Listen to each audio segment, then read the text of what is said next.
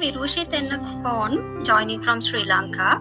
Irushi is an illustrator, animator, and educator based in Colombo. Her illustrations have been published by organizations like Room to Read and UNICEF Sri Lanka, and her animated films have been screened in local and international festivals, winning several awards. She also regularly conducts workshops on storytelling through illustration and animation. Through her collaborative projects with various subject experts, she seeks to highlight important issues ranging from gender and health to the environment and climate change. Her illustrated and animated projects thus educate and entertain in equal measure. She recently graduated with an MA in animation from the Royal College of Art in London, supported by a Chevening Scholarship. Her previous education was in English studies, and she taught undergraduate English for about a decade before pursuing her studio-based artistic practice. Irushi also currently works as a lecturer of animation at the Academy of Design in Colombo. Her most recent film, titled Is This an Architectural Documentary, based on architect Minenette De Silva's Watapulua housing scheme, made in collaboration with architects filmmakers Sumeda Kalekama and Sumudu Attukorala, was screened at the 88 Acres exhibition at the Museum of Modern and Contemporary Art in Sri Lanka from November 2023 to July 2024. Her animated series, titled Animator, features the animated interviews of a group of exceptional women living and working in Sri Lanka. Through modes of stop motion and experimental animation, the Animator series brings to life the stories of marine biologist and a children's author, an illustrator, a wildlife conservationist, a lawyer and activist, a traditional dancer, an architect, and an ICT entrepreneur. Through her work, she highlights everyday stories from Sri Lanka and South Asia with the hope of adding to a wider global discourse on storytelling through illustration and animation. Irushi, over to you. Thank you so much, Apsi, and thank you to the SAARC Cultural Centre for inviting me to speak with this extremely amazing panel. I hope I do justice to Minenette De Silva. So just a disclaimer, I am going to be speaking about Minenette De Silva, who was an architect rather. I'm speaking about her not from the point of view of an architect or a subject expert, but rather from the point of view of a researcher and someone who worked on an animated documentary about her life.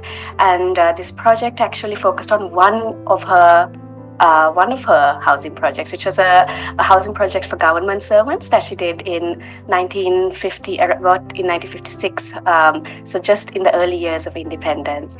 But I've just put some slides together, and a lot of them they include some film stills from our animated documentary. Yes, so just to give some context, Minenette De Silva was born in 1918 and she died in 1998. So she experienced the era of colonization, and then she was away for her studies, and she returned after her studies in London. She returned into a newly independent country. So it was quite an interesting time for her to be practicing architecture. And when I started working on this film, I worked with two other architects. And what we realized was we went and spoke to so many people, because Minenette, other than for an autobiography that she left behind, there wasn't really an archive. We didn't have any original drawings or any original models to really study her practice. So it was really this book that we went by.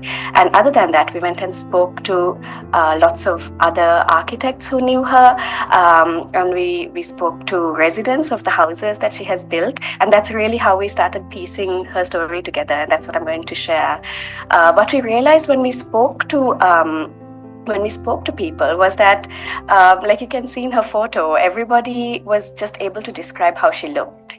And they said Minette was a beautiful woman, and she was always in sari. She had a flower in her hair, and she was cosmopolitan. She was this really So they just had all these adjectives to sort of describe how she looked, and or otherwise people would describe her by her associates and the people she knew, because she came from a very prominent family, and therefore she had lots of connections, and she was friends with people in high places, and very strangely she was even friends with people like Pablo Picasso and Le Corbusier, who was sort of the father of modern architecture.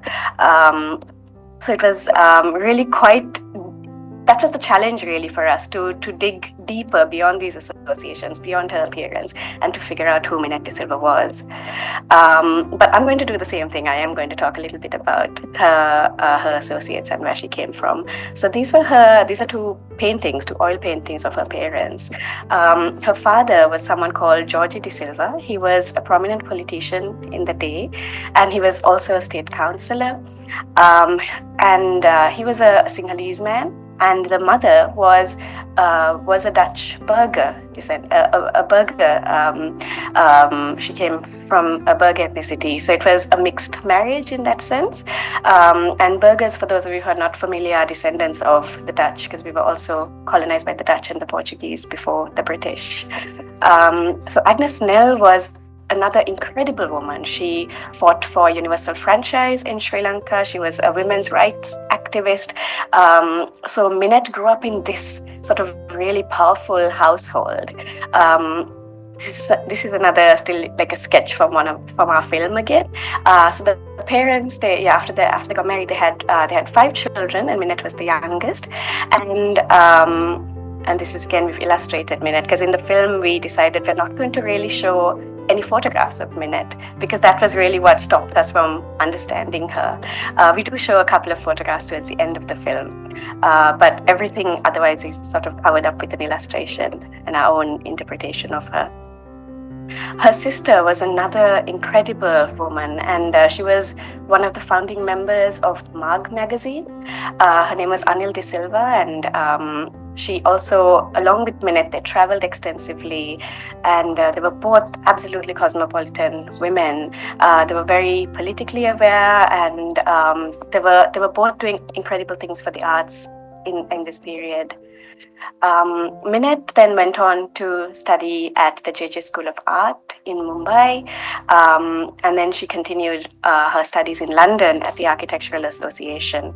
And what we discovered there was that through the kinds of magazines that we found from her remaining archive, she was reading a lot about modern architecture, and how modern architecture was then becoming applicable to different regional contexts outside the West.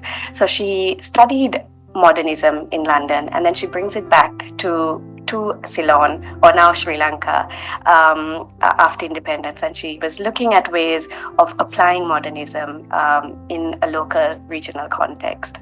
She also formed what was known as a studio of modern architecture out of her home in Kandy. And she started her practice with a small group of people. Just to go back to some of her influences, in her writings, in her book, she talks about 2 main people that influenced her practice. And one is Le Corbusier, who I mentioned earlier, who was a French architect and known as the father of modern architecture. And the other one is a Scottish botanist and town planner who lived a few decades before Minette, actually. And his name was Patrick Geddes. And in her writing, she mentions that Le Corbusier and Patrick Geddes were sort of the perfect counterbalance to her practice. Cobb, or Le Corbusier, being the perfect sort of typical modernist who just built, like, it was very functional. The buildings were very functional. They were not necessarily aesthetic. And then you had someone like Patrick Geddes, who was a botanist going into town planning, who looked at very organic ways of understanding people, understanding the environment, understanding the local culture or regional culture, and applying town planning in that sense, rather than looking at it from a completely modern sense, where you just take a building and sort of put it in a sense that, in a context that may not make sense. So Minette sort of, what she did was she combined these two thinking, these two practices of modern and also applicability to the region, to the local climate. And we see in her buildings, in the buildings that she made in Sri Lanka, that they were typically modern, but they were also very, very adaptable to the tropics of Sri Lanka. And she also worked very closely with local craftspeople. She incorporated local crafts into her buildings, which was very unique. Which was a very unique approach to designing modern architecture for the region. And these are, again, another. On the right is another image of her with Mukherjee and Pablo Picasso at a peace conference. Again, Minette was able to go to these spaces because of maybe her family background. But what we've also realized is that she was quite conscious of this privilege of coming from a family like this, of maybe coming from a family that spoke English, that made so many things accessible to her. But what's amazing is that she used this privilege to come back to Sri Lanka and then serve her community. And when we looked at that, at the housing project that I mentioned earlier, that our film focused on, what was quite incredible was that she went out and she spoke to these government servants who were going to live in these houses. She went to the extent of designing a questionnaire and giving it out to ask people how they wanted their houses built. And this is a massive project of over 200 houses. And she still took the time to listen to each individual to figure out what their preferences were. And the two architects in the project, they were telling me that this is something called participatory architecture, which we explored a little deeper. So Minette was practicing participatory architecture in the region when no one else really was, especially in a time where modern architecture was becoming prominent. This is, again, another really interesting photograph that we came across in our research. And it's a picture of the delegates at the SAARC conference in Bridgewater, Somerset, just after the Second World War. And you have all the leading modern architects of the day who have come together to figure out how, in the context of the post-war, how the architects are going to come together to think about reconstruction. What was the future of the world going to look like? And amongst this incredible panel, you have in the front row, I don't know if you can spot her, but Minenette De Silva again, seated amongst all these delegates. Interestingly, she wasn't representing Sri Lanka or Ceylon at the time. Rather, she was here as a delegate of the Mug magazine, which she was part of with her sister. But just to contextualize again the importance of Minette being here, at this point in her time, she was just she hadn't completed her studies yet at the Architectural Association. She was still a student in London. But what was quite incredible was that she goes on then in the following year and forms her own studio in Kandy in Sri Lanka.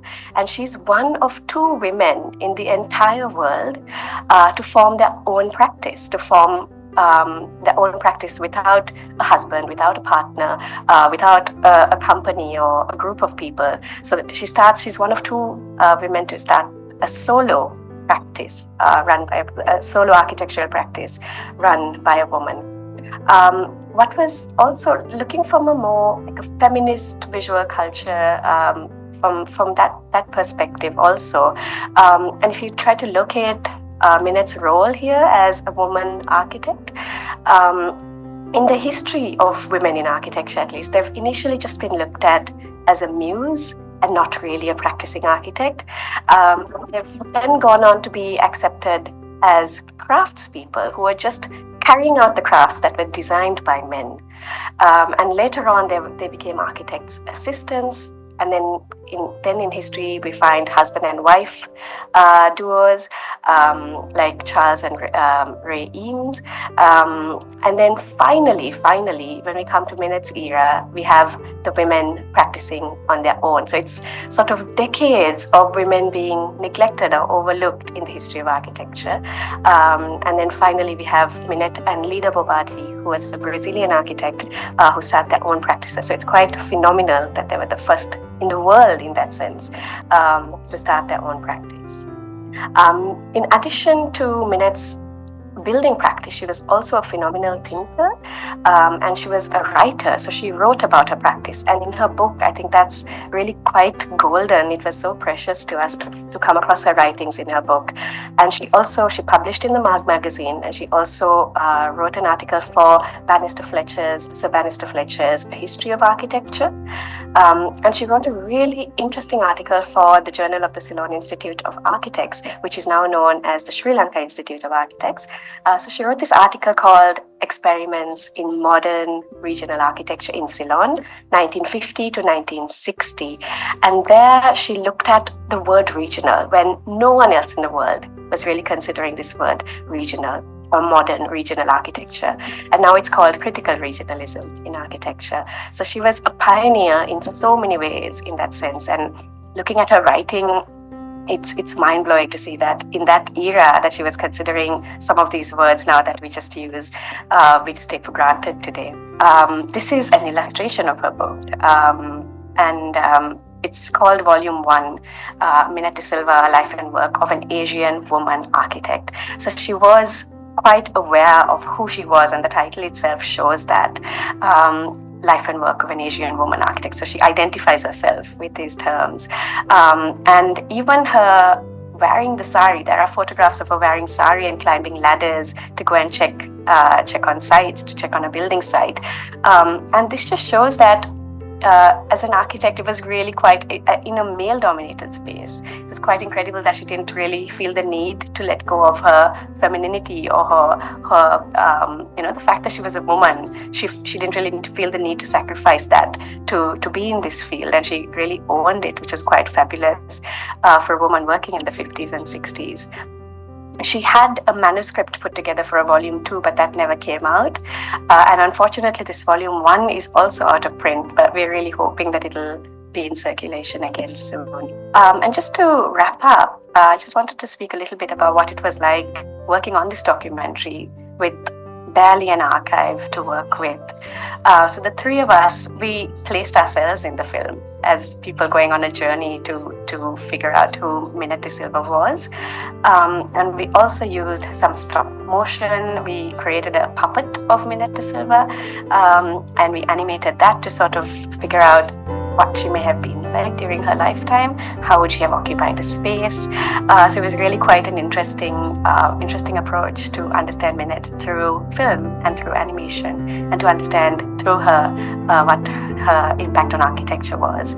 I'm going to end there. I don't know if I went too quickly, but I hope to speak a little bit more maybe in the discussion. Thank you so much again for the opportunity.